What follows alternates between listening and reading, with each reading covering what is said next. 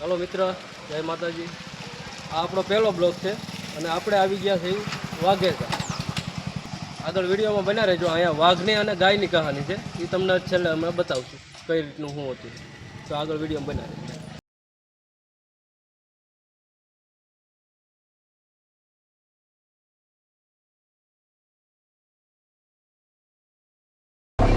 આપણે ગણપતિ દાદાની મૂર્તિ સીતારો કર્યો છે, હજી છેલ્લે બન્યા રહેજો। હજી આગળ બીજી વસ્તુ બતાવો।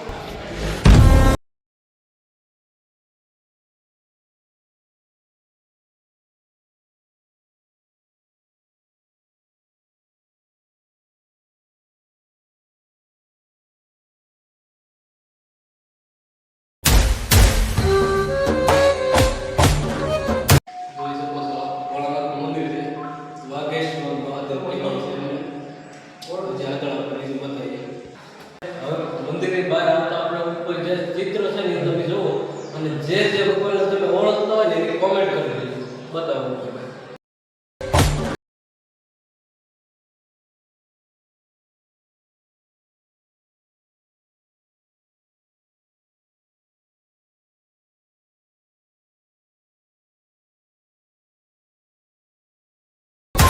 હવે આપણે અંદર તો દર્શન કરી લીધા છે।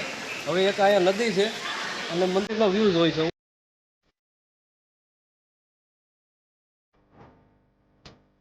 ગઢીલા હનુમાન છે આ ઉપર ને ઉપર, એનું મંદિર બતાવું તમને આવે।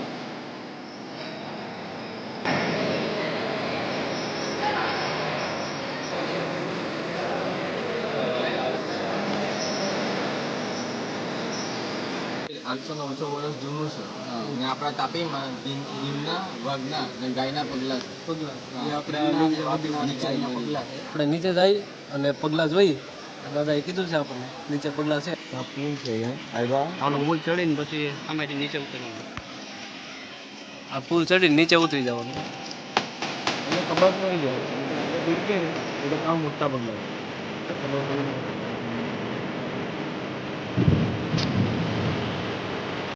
તો જોઈ શકો છો મિત્રો, અહીંયા આવી ગયા છે આપણે વાઘના પગલા અને ગાયના પગલા।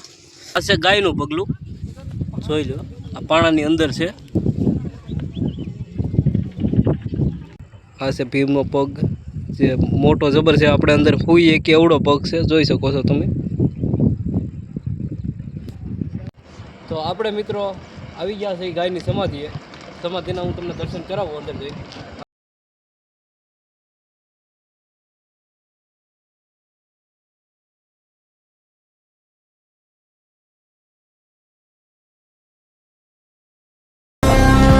તો મિત્રો આપણે તમે બધાએ દર્શન કર્યા છે, બધાએ આપણે ભીમના પગલાના દર્શન કર્યા, મહાદેવના દર્શન કર્યા છે, ગાયના દર્શન કર્યા, એની સમાધિના દર્શન કર્યા।